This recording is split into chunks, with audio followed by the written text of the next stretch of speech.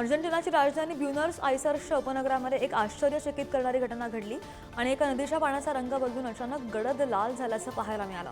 त्यामुळे स्थानिकांना धक्का बसलेला असून ते भीतीच्या सावटाखाली आहेत आणि यापूर्वी सुद्धा नदीचं पाणी कधी कधी पिवळसर होत असतं तर कधी हिरवं होत असतं आणि त्यातूनच एक प्रकारचा आम्ली पदार्थाचा स्मेल येत असतो, वास येत असतो।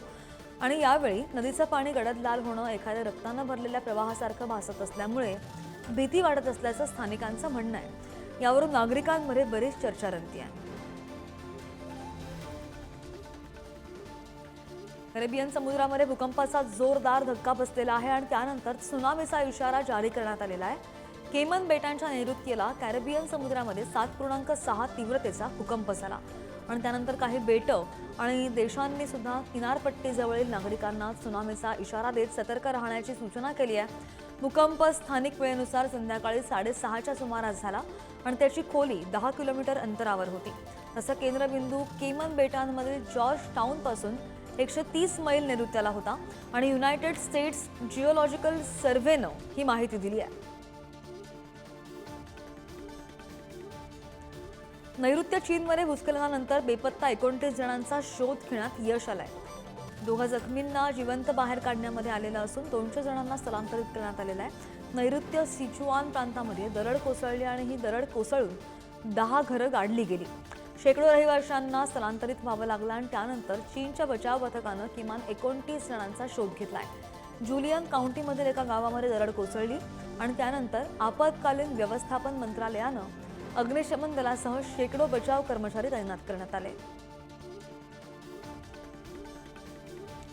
मेक्सिकोमध्ये एका भयानक अपघाताला सामोरं जावं लागलेलं आहे। ट्रकला धडकून बस जळून खाक झाली आणि अपघातामध्ये तब्बल 41 प्रवाशांचा होरपळून मृत्यू झाल्याची माहिती। 48 प्रवाशांना घेऊन जाणारी बस महामार्गावर एका ट्रकला धडकली आणि त्यानंतर या अपघातामध्ये 2 चालकांसह 41 जणांचा मृत्यू झाला। बस पूर्णपणे जळून खाक झाली आहे आणि या घटनेमध्ये आतापर्यंत 18 मृतदेहांची ओळख पटलेली असून अनेकांची ओळख पटलेली नाहीये। अपघात इतका भीषण होता की आगीच्या ज्वाळा उठताना दिसत होत्या आणि अपघातामुळे या महामार्गावर वाहनांच्या रांगा लागलेल्या पाहायला मिळाल्या। ब्रिटनची राजधानी लंडनमध्ये चीनच्या सुपर दूतावासाविरोधात निदर्शनं करण्यात आली आहेत। लंडनच्या टॉवरजवळ ब्रिटनमध्ये रॉयल मिंट कोर्टाबाहेर हजारो नागरिकांनी ही निदर्शनं केली आहेत। ही जागा चीननं अनेक वर्षांपूर्वी खरेदी केलेली होती, जिचं मोठ्या दूतावासामध्ये रूपांतर करण्याचा चीनचा मानस आहे। त्यांनी यापूर्वी सुद्धा प्रयत्न केलेले होते, पण त्याला परवानगी मिळालेली नव्हती। आता मजूर पक्षाचं सरकार आलं आणि त्यानंतर त्यांनी पुन्हा अर्ज केलाय। दरम्यान चीनच्या या नव्या दूतावासाला विरोध सुरू झालाय। ब्रिटनचे राजकुमार हॅरींना अमेरिकेमधून हकलणार नाही असा विश्वास अमेरिकेचे राष्ट्राध्यक्ष डोनाल्ड ट्रम्प यांनी व्यक्त केलाय। मला ते करायचं नाही, मी त्यांना सोडून देईन। त्यांच्या पत्नीसोबत आधीच खूप समस्या आहेत आणि त्या फार भयानक आहेत असं वक्तव्य ट्रम्प यांनी केलंय। हॅरी विरोधात व्हिसामध्ये ड्रग्सच्या वापराची माहिती लपवल्याचा आरोप आहे। प्रिन्स हॅरी यांनी त्यांच्या आत्मचरित्रामध्ये कोकेन, गांजा आणि इतर ड्रग्स घेतल्याची कबुली दिली आहे। त्यानंतर हेरिटेज फाउंडेशननं हॅरीच्या व्हिसा अर्जावर प्रश्न उपस्थित केलाय। उत्तर कोरियाचे हुकुमशाह किम यांनी जागतिक महासत्ता असलेल्या अमेरिकेसह जपानला इशारा दिलाय। या 2 देशांचे दक्षिण कोरियाशी असलेले सुरक्षा संबंध धोक्याचं असल्याचं म्हटलेलं आहे आणि एका सभेमधील भाषणावेळी त्यांनी या 3 देशांच्या सुरक्षा आघाडीला धोका असल्याचं सुद्धा म्हणत त्यांच्या युतीची तुलना नाटोशी केलेली आहे। सोबतच किम यांनी त्यांचा अणु कार्यक्रम आणखी मजबूत करण्याचा इशारा सुद्धा दिलाय। शनिवारी कोरियन पीपल्स आर्मीच्या 77व्या वर्धापन दिनानिमित्त केलेल्या भाषणात किम यांनी हे वक्तव्य केलंय। उत्तर कोरियाचे शासक किम जोंग उन यांनी पुन्हा एकदा दक्षिण कोरिया, जपान आणि अमेरिकेवर आपला राग काढलेला आहे आणि उत्तर कोरियाला कमकुवत करण्यासाठी हे देश आपली लष्करी भागीदारी वाढवत असल्याचा आरोप किम यांनी केल्याचं पाहायला मिळालं। अशा परिस्थितीमध्ये उत्तर कोरिया अण्वस्त्र कार्यक्रम मजबूत करेल आणि त्यामुळे संभाव्य धोक्याचा सामना करता येईल। दक्षिण कोरिया, अमेरिका आणि जपानसोबत उत्तर कोरियाचा संघर्ष नवीन नाहीये, पण किम यांचं सध्याचं वक्तव्य महत्त्वाचं आहे। किम यांच्या या इशाऱ्यामुळे जगभरातील विविध देशांमध्ये चर्चांना उधाण आलंय। पाकिस्तानमध्ये पुन्हा एकदा अमेरिकन सैन्य परतणार असा विश्वास पाकिस्ताननं व्यक्त केलेला आहे। लष्कर प्रमुख जनरल असीम मुनीर यांनी यासाठी नवा मास्टर प्लॅन रचल्याचं म्हटलं जात आहे. पाकिस्तानी सैन्य लवकरच अफगाणिस्तानमधील इस्लामिक स्टेटशी संबंधित दहशतवादी गटांविरोधात कारवाई सुरू करणार आहे आणि पाकिस्तानने दहशतवादाच्या नावाखाली अमेरिकेकडून आजवर अब्जावधी डॉलर्स सुद्धा घेतलेत. अद्याप त्यावर कोणताही तोडगा न काढल्यामुळे ट्रम्प यांनी संताप व्यक्त करत मदत रोखलेली होती आणि त्यामुळे ट्रम्प यांनी खुश करण्यासाठी पाकिस्तानने नवा डाव खेळला. पाकचे माजी पंतप्रधान इम्रान खान यांनी लष्कर प्रमुखांना पत्र पाठवून राजकीय हस्तक्षेपाविरोधात टीका केली आहे. सैन्याने संविधानाच्या कक्षेमध्ये परत यावं असं इम्रान खान यांनी पत्रामध्ये म्हटलेलं आहे आणि या पत्रामध्ये खान यांनी लष्करावर टीका करत असंवैधानिक कारवाया आणि राजकीय हस्तक्षेपाचा आरोप सुद्धा केला आहे. तुरुंगामध्ये त्यांना अमानुष वागणूक दिली जाते आणि त्यांना 20 दिवस फाशीच्या कोठडीमध्ये ठेवण्यात यावं होतं, जिथे वीज सुद्धा नव्हती. एक्सवर पत्र पोस्ट करत इम्रान यांनी हे आरोप केलेले आहेत आणि या पोस्ट नंतर इम्रान समर्थकांनी चिंतेचं वातावरण आहे. पाकिस्तानने चीनला 3.4 अब्ज डॉलर कर्जाची पुनर्रचना करण्याची विनंती केली आहे आणि त्या अंतर्गत पाकिस्तानला कर्जफेडीसाठी मुदतवाढ मिळेल आणि ही मुदतवाढ ऑक्टोबर 2024 ते सप्टेंबर 2027 पर्यंत असावी अशी विनंती पाकिस्तानने चीनच्या आयात आणि निर्यात बँकेला केली आहे. आर्थिक संकटांचा किंवा महागाईचा सामना करणाऱ्या पाकिस्तानने मागील 5 महिन्यांमध्ये दुसऱ्यांदा ही विनंती केली आहे आणि त्यामुळे यावर चीन काय प्रतिसाद देतो याकडे पाकिस्तानचं सुद्धा लक्ष लागलंय. पाकिस्तानमधील विविध विकास कामांसाठी चीनने हे कर्ज दिल्याचं बोललं जात आहे. अलास्काच्या पश्चिमेस कोसळलेल्या विमानामधील सर्व प्रवाशांचा मृत्यू झाला आणि या विमानाचे अवशेष बर्फाच्छादित समुद्रात शुक्रवारी सापडलेले होते. अमेरिकेच्या तटरक्षक दलानं ही माहिती दिलेली आहे. बेरिंग एअरच्या या विमानाने अमेरिकेच्या युनेल क्लेट येथून नोमच्या दिशेनं गुरुवारी उड्डाण केलेलं होतं. मात्र तासाभरानंतरच त्यांचा नियंत्रण कक्षाशी संपर्क तुटला आणि या विमानाचा ठावठिकाणा लागत नसल्यामुळे अंतिम लोकेशनच्या आधारे शोधकार्य सुरू होतं. अखेर समुद्रामध्ये विमानाचे अवशेष आढळले. खराब हवामानामुळे हा अपघात झाल्याचा अंदाज वर्तवला जातोय. टेस्लाचे सीईओ आणि स्पेसएक्सचे मालक इलॉन मस्क यांनी अमेरिकेच्या पेमेंट सिस्टीमवर आक्षेप घेत फसवणुकीचा आरोप केलाय. इलॉन मस्क सरकारी कार्यक्षम विभागाचे प्रमुख म्हणून ट्रम्प प्रशासनामध्ये कार्यरत आहेत.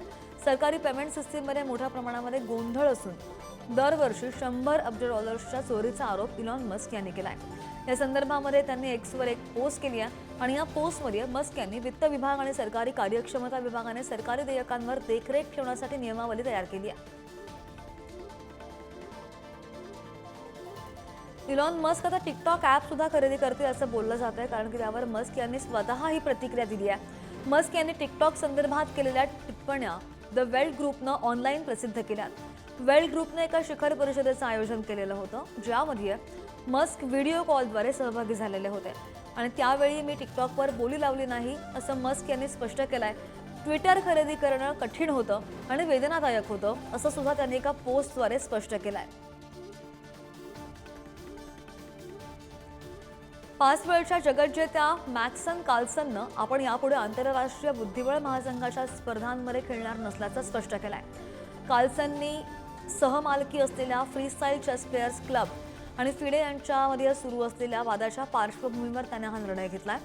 कार्लसन सध्या फ्रीस्टाईल चेस ग्रँडस्लॅम इथे खेळत असून आपण यापुढे या स्पर्धेवरच लक्ष केंद्रित करणार असल्याचं मत त्याने मांडलेलं आहे.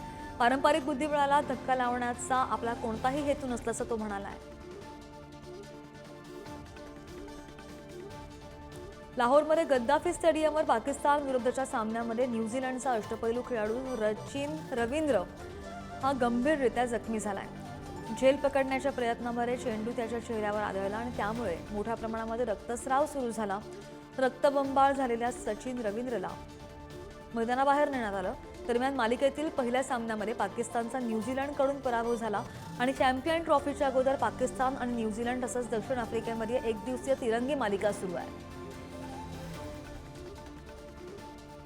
चॅम्पियन्स ट्रॉफी स्पर्धेमधील विजेते पदापेक्षा भारताला हरवणं खरं आव्हान असल्याची कबुली पाकिस्तानच्या पंतप्रधान शहबाज शरीफ यांनी दिली आहे. पाकिस्तान ट्रॉफी जिंकण्याचं ध्येय समोर ठेवाच, त्याशिवाय टीम इंडियाला 23 फेब्रुवारीला दुबईत जाऊन हरवा असं आवाहन सुद्धा त्यांनी पाकिस्तान क्रिकेट संघाला केलं आहे. भारताविरुद्ध जिंकणं हे संपूर्ण संघापुढील खरं आव्हान आहे अशी कबुली त्यांनी दिली आहे आणि दुबईतील सामन्यामध्ये पारंपरिक प्रतिस्पर्धी भारताला हरवण्यासाठी संपूर्ण देश संघाच्या मागे उभा आहे. या शब्दांमध्ये त्यांनी संघाला शुभेच्छा दिल्या. न्यूझीलंडचा मुख्य वेगवान गोलंदाज लॉकी फर्ग्युसन चॅम्पियन्स ट्रॉफीमध्ये खेळण्याविषयी शंका व्यक्त होत्या. त्याच्या मांडीचे स्नायू ताणले गेलेत आणि त्यामुळे आगामी चॅम्पियन्स ट्रॉफीला तो मुकण्याची शक्यता बळावलेली आहे. त्यांच्यासमोर पहिल्या सामन्यामध्ये पाकिस्तानचं आव्हान असणार आहे आणि UAEच्या आंतरराष्ट्रीय T20 लीगमध्ये गोलंदाजी करत असताना लॉकी फर्ग्युसनचा मांडीचे स्नायू ताणले गेले. त्यानंतर तज्ज्ञांच्या देखरेखीखाली उपचार सुरू आहेत. तज्ज्ञांच्या सल्ल्यानुसार पुढचा निर्णय सुद्धा घेण्यात येणार आहे. मुंबई इंडियन्सच्या टीमनं आफ्रिकेमध्ये सुद्धा डंका वाजवलेला आहे. खणखणीत खेळासह संघानं जेतेपदाची कमाई सुद्धा केली आहे. दक्षिण आफ्रिकेमध्ये झालेल्या SA T20 स्पर्धेत मुंबई इंडियन्सची मालकी असलेल्या संघानं जेतेपदावर नाव कोरलंय आणि MI केपटाऊन संघानं जोहान्सबर्ग इथे झालेल्या अंतिम लढतीमध्ये सनरायझर्स इन्स्टर्न केप संघाची जेतेपदाची हॅट्रिक सुद्धा रोखली आहे. योगायोग म्हणजे अंतिम लढतीमधला मुंबईचा प्रतिस्पर्धी संघ सनरायझर्स या संघाची मालकी सनरायझर्स हैदराबाद संघाकडेच आहे. भारतीय वंशाच्या एका व्यक्तीला अमेरिकेमध्ये 25 वर्षाच्या तुरुंगवासाची शिक्षा सुनावण्यात आली आहे. अंदीप सिंग असे या व्यक्तीचं नाव आहे. अंदीप सिंगनं दारू पिऊन गाडी चालवल्यामुळे 2 तरुणांचा मृत्यू झाला असा त्याच्यावर आरोप आहे आणि या प्रकरणी अंदीप सिंगला न्यायालयानं 25 वर्षांच्या तुरुंगवासाची शिक्षा सुनावली आहे. अंदीपवर दारूच्या नशेत ताशी 150 किलोमीटर वेगानं गाडी चालवल्याचा आरोप होता आणि अपघातामध्ये 14 वर्षांच्या 2 तरुण मुलांचा मृत्यू झालेला होता. या अपघातानंतर न्यायालयानं अमनदीपला कठोर शिक्षा सुनावली आहे. मणिपूरचे मुख्यमंत्री N बीरेन सिंग यांनी आज आपल्या पदाचा राजीनामा दिला आहे. त्यांनी राजभवनामध्ये जाऊन राज्यपाल अजय कुमार भल्ला यांची भेट घेतली आणि मुख्यमंत्रीपदाचा आपला राजीनामा सुपूर्द केला. आझाद सिंह यांनी केंद्रीय गृहमंत्री अमित शहांची सुद्धा भेट घेतली आणि गेल्या अनेक दिवसांपासून राज्यामध्ये सुरू असलेल्या हिंसाचाराच्या मुद्द्यावर विरोधकांकडून त्यांच्यावर टीकेची झोड उठवली जात होती. अखेर राज्यामध्ये नेतृत्व क्षमतेच्या मुद्द्यावर भाजपमध्ये वाढता अंतर्गत रोष शांत करण्यासाठी बीरेन सिंग यांनी मुख्यमंत्रीपद सोडलेलं आहे.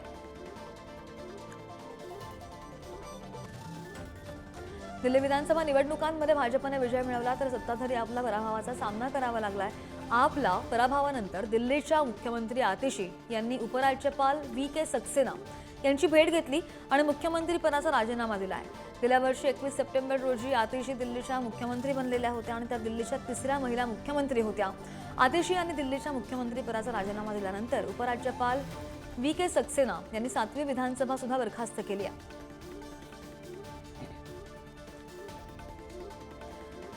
दिल्ली विधानसभेच्या निवडणुकांमध्ये भाजपने दणदणीत विजय मिळवलेला आहे आणि या निमित्तानं बेळगावमध्ये भाजपच्या वतीनं जल्लोष करण्यात आलाय. राणी चन्नम्मा चौक इथे भाजप कार्यकर्ते आणि पदाधिकाऱ्यांनी मिठाई वाटत हा विजयोत्सव साजरा केल्याचं पाहायला मिळालं आणि यापूर्वी दिल्ली विधानसभेमध्ये आम आदमी पार्टीची सत्ता होती, परंतु या ठिकाणी भाजपने जोरदार प्रचार करत आपची सत्ता उलटवून लावली आणि त्या संदर्भात कार्यकर्त्यांनी हा आनंद व्यक्त करत नागरिकांना मिठाईचं वाटप सुद्धा केलंय. चंदीगड इथं भाजपचं सरकार विरोधात युवक काँग्रेस आंदोलन करण्यात आलेलं आहे आणि अमेरिकेनं भारतीय नागरिकांच्या केलेल्या अमानुष हकालपट्टीच्या विरोधात इतर विविध मुद्द्यांवर युवक काँग्रेसनं यावेळी निदर्शनं केली, आंदोलन केलं. या आक्रमक झालेल्या कार्यकर्त्यांना पांगवण्यासाठी चंदीगड पोलिसांकडून वॉटर कॅनलचा वापर सुद्धा करत लाठीचार्ज करण्यात आलाय.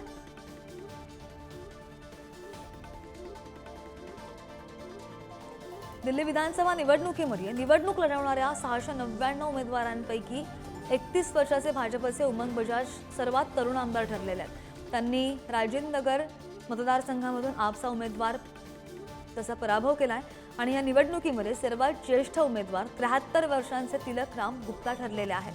त्यांनी त्रिनगर मतदारसंघामधून विजय सुद्धा मिळवल्याची माहिती आणि दिल्ली विधानसभा निवडणुकांचं हे वैशिष्ट्य ठरलेलं आहे असं सुद्धा लोक म्हणतात. दिल्ली विधानसभा निवडणुकीमध्ये भाजप 27 वर्षांनंतर सत्ता स्थापन केली आहे. कोल्हापूर परिक्षेत्र विभागाचे पोलीस विशेष महानिरीक्षक सुनील फुलारी यांनी त्यांच्या विशेष कार्याबद्दल राष्ट्रपती पदक त्यांना जाहीर झालेलं होतं आणि या पार्श्वभूमीवर कोल्हापूरमधील काही नागरिकांनी ज्यांचे अभिनंदनाचे होर्डिंग्स कोल्हापूर शहर परिसरामध्ये लावलेले होते त्या होर्डिंगवर IG सुनील फुलारी यांचा खाकी वर्दीतील फोटो देखील लावलेला होता. वरिष्ठ पोलीस अधिकाऱ्याचे असे वर्दीमध्ये होर्डिंग लावलेले होते आणि यावर कोल्हापूरमधील प्रजासत्ताक सामाजिक संस्थांना आक्षेप नोंदवलेला होता.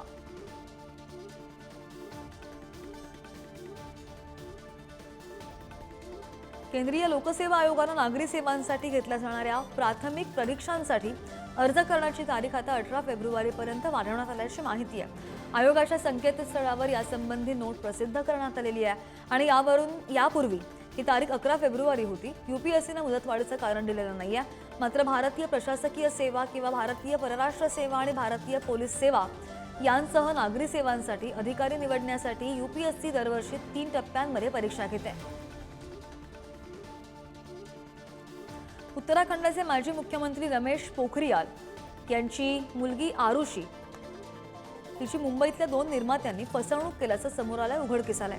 मानसी वरुण बागला आणि वरुण प्रमोद कुमार यांनी 4 कोटींची फसवणूक करून तिचा मानसिक छळ आणि धमकी दिल्याचा आरोप आहे आणि या प्रकरणी सध्या डेहराडूनच्या कोतवाली पोलीस ठाण्यामध्ये तक्रार सुद्धा दाखल करण्यात आलेली आहे, नोंदवण्यात आली आहे. दोनही आरोपी आरुषीच्या घरी आले आणि स्वतःची ओळख मिली फिल्म्स प्रायव्हेट लिमिटेडचे डायरेक्टर म्हणून केली आहे. एक आंखों की गुस्ताखी या नावाचा सिनेमा करत होते.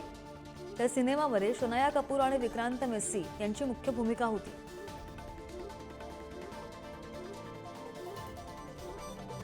Security and exchange board of इंडियानं अस्मिता जितेंद्र पटेल नावाच्या प्रसिद्ध यूट्यूबरवर बंदी घातली आहे. अस्मिता ही यूट्यूबरवर चुकीच्या पद्धतीने ट्रेडिंग टिप्स देत होती असा तिच्यावर आरोप आहे आणि तिच्या चुकीच्या टिप्समुळे गुंतवणूकदारांचे 104 कोटी रुपये बुडाले. त्यामुळे सेबीने 54 कोटी रुपये जप्त केलेले आहेत. सेबीच्या माहितीनुसार अस्मिता पटेल हे global school of trading private limited platform चालवते आणि शेअर मार्केट शिकवण्यासाठी ती लोकांकडून 7 लाखांपर्यंत फी सुद्धा आकारत होती. कोर्स केल्यानंतर 30 लाख ते 3 कोटी रुपयांपर्यंत कमाई करण्याचं स्वप्न दाखवत होती. प्रसिद्ध गायक ईडी शिरीन बंगळूर रस्त्यावर गाणं गात असताना बंगळूर पोलिसांनी गाणं थांबवलेलं आहे. शिरन सध्या भारताच्या दौऱ्यावर आहे आणि यावेळी तो वेगवेगळ्या शहरांमध्ये परफॉर्मन्स करतोय. बंगळूरला आज सकाळी चर्च स्ट्रीटवर शिरन गाणं गात असताना पोलिसांनी रोखलेला आहे. कार्यक्रमाची परवानगी नसल्यामुळे हा कार्यक्रम रोखल्याचं पोलिसांनी सांगितलंय. पोलिसांना प्रसिद्ध गायक एड शिरन कोण आहे हे माहितीच नव्हतं आणि त्यामुळे त्यांनी गाणं थांबवलेलं आहे असं पोलिसांनी म्हटलंय. सोशल मीडियावर हा व्हिडिओ व्हायरल सुद्धा होतोय.